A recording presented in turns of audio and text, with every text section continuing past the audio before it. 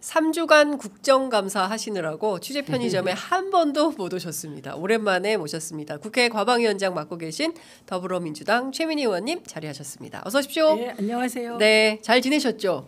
바빴죠. 바쁘셨죠. 예. 그거 왜 안 하세요? 뭐지?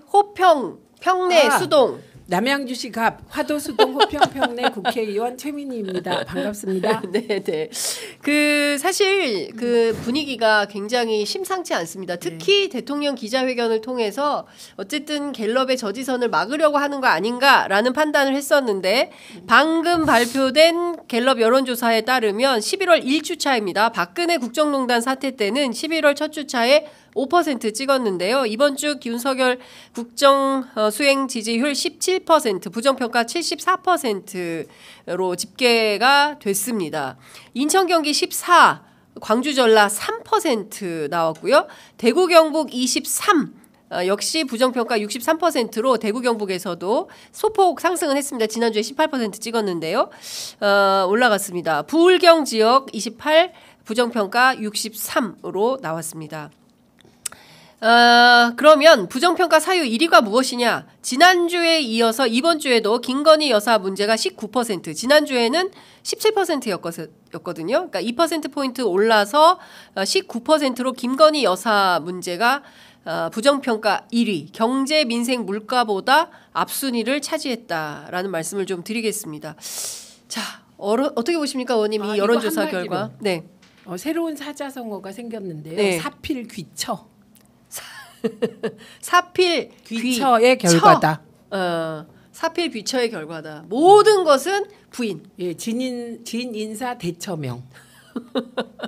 그거 누가 만들었죠? 제가 짤 보내주셨어요.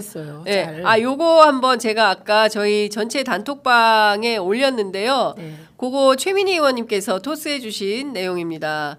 예, 한번 보시면. 제가 우선 저희 제작진이 지금 너무 바빠가지고 제가 읽어드릴게요. 네. 받침 하나 뺐을 뿐인데 인명제처, 진인사 대처명, 지성이면 감처, 처하태평, 사필귀처 이렇게 모든 것이 받침 하나 빼가지고 전부 다 김건희 여사로 통한다라는 사자성어를 시민께서 올려주셨는데요. 네. 지금 지지율이 앞으로 더 빠질 가능성이 높지 않겠습니까? 더 빠질 겁니다. 더 빠질 거고 저는 민주당이나 뭐 계속해서 명태균 관련된 녹취록을 틀겠습니다만 이제 그 녹취록보다는 각 상임위에서 예산 심의하면서 나오는 김건희 예산 등이 좀 더 밝혀지면 네, 오히려 물러나야 될 사유는 거기서 나올 거라고 생각합니다. 돈에서. 저는 이 사태의 기획자가 누구냐? 네. 돈이라고 생각해요. 돈. 네. 그러면 김건희 김건희 씨가 이번에 기자회견을 기획한 이유가 뭐냐? 그래서 제 의원들을 이제 만나 보면 어머 유배시키면 어떡해요? 획기적인 안이 나오면 어떡해요? 막 그렇게 얘기를 해요. 그래서 내가 절대 그렇지 않을 것이다. 절대 그렇지 않고 이번 기자회견의 목표는 난 딱 한 가지였다고 생각했어요. 김건희랑 해외여행을 다시 나가야 되는데 지금 이 상황에서 그냥 나갈 수 없으니 사과하는 제스처를 통해서 김건희와 해외여행을 무리 없이 나가서 혈세를 펑펑 쓸라는 것이다. 그러니까 윤석열의 모든 행보는 김건희의 길을 열어주기 위한 것이다. 그게 무엇이건. 그렇게 보면 틀리지 않다. 그런데 그렇게 보는 시민들이 많으신 거고 오히려 의원들은 그러니까 이제 여야 의원들이 만나다 보면 여당 의원들이 뒤숭숭해요. 실제로 여기저기서 뒤숭숭하고 기도 많이 죽었고 그런 분위기니까 그게 분위기일 뿐인데 그럼 혹시 이런저런 분위기를 반영해서 전향적인 안이 나오지 않을까 이런 기대를 한다니까요. 그래서 제가 저렇게 끼리끼리 모여 있으면 저렇게 되는 것이다.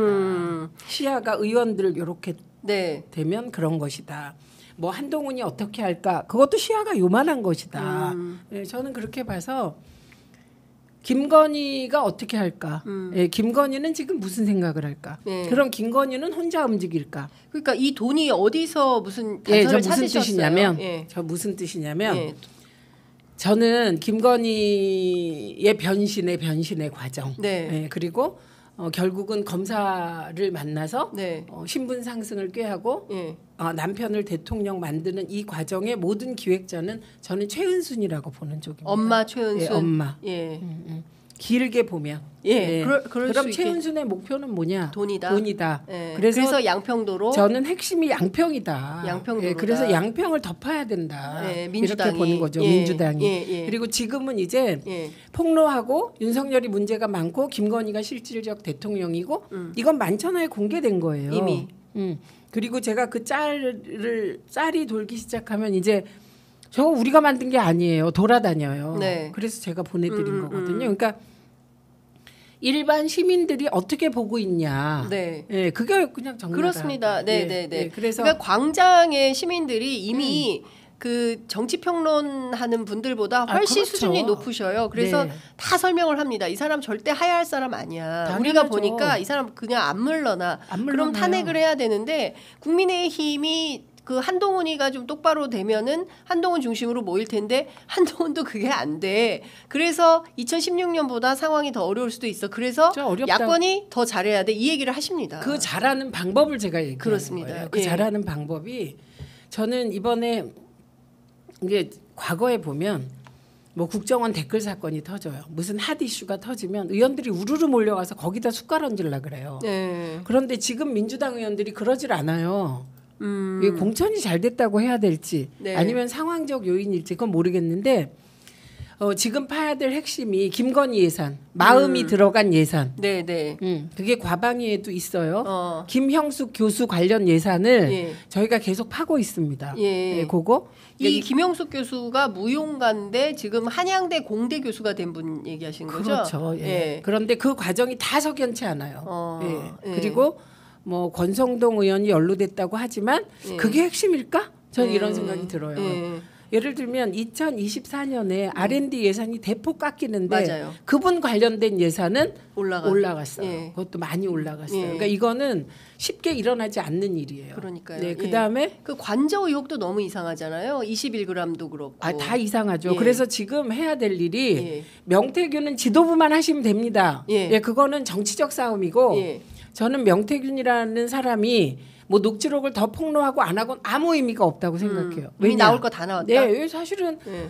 대통령이 그 녹취록에 내가 공관위에서 들고 왔길래 김영선이라고 그랬어. 근데 당에서 말이 많네. 예. 말들이 많네. 예. 사실 그걸로 예. 더 이상 나와봤자 그 수준인 거죠. 예, 그리고 그러니까 사실 이게 딱 떨어지는 공소장이다. 예, 딱 떨어지는 거예요. 범죄 사실이 너무나 명징하게 예, 드러나는 그래서 자백이다 이렇게 하더라고요. 이후에 뭐 명태균이 이렇게 하든 저렇게 하든 그거는 그 사람 비즈니스예요. 이제 그래서 그거는 당에서 잘 지도부가 관리하면 되고 네. 각 상임위 예를 들면 운영위는 21g을 파세요. 네. 21g. 그다음에 국토위는 예. 양평 고속도로 고속도로를- 파세요. 네. 과방위는 저희는 KBS 사장 인사청문회를 비롯하여 예. 일단 저희가 방송 장악의 마무리를 못하게 저지선을 쳐놓은 거잖아요. 네, 네. 예, 그리고 방심위도 지금 보시면 법정 제재 거의 못 내리고 있습니다. 요새. 3명밖에 없기 때문에. 근데 방심위가 9명인데요. 그 9명 중에 3명은 대통령, 3명은 과방위, 네. 3명은 국회의장입니다. 예. 근데 예. 국회의장도 과방위에서 안 하니까 못 하고 계시는 거예요. 예. 그래서 3명으로 만약에 법정 제재를 내렸다. 그 법원 가서 다 집니다. 네.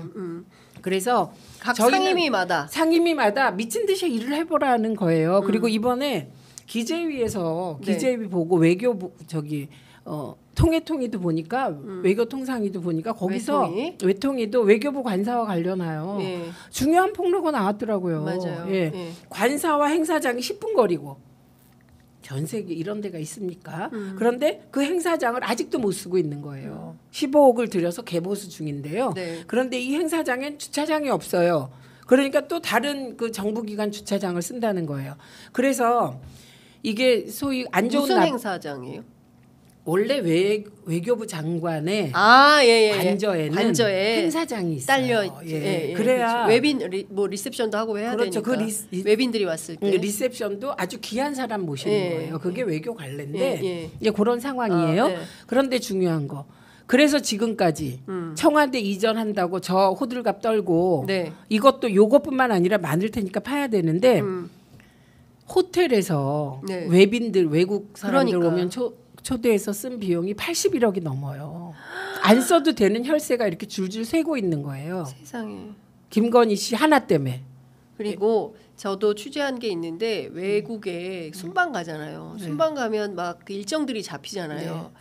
김건희 여사가 결정하기 전에는 안 되죠. 안 되는 거예요. 그래서 이거가 막 뒤틀리고 막 혼돈이 생기고 이런 일들이 있었더라고요. 네, 그래서 저는 지금 민주당 국회의원 대부분이 할 일은 자기 상임위에서 문제를 계속 파다 보면 네. 이게 하나의 고리로 엮일 거라고 보는 거예요. 그래서 이게 뭐 문체위도 네. 마찬가지고요. 네.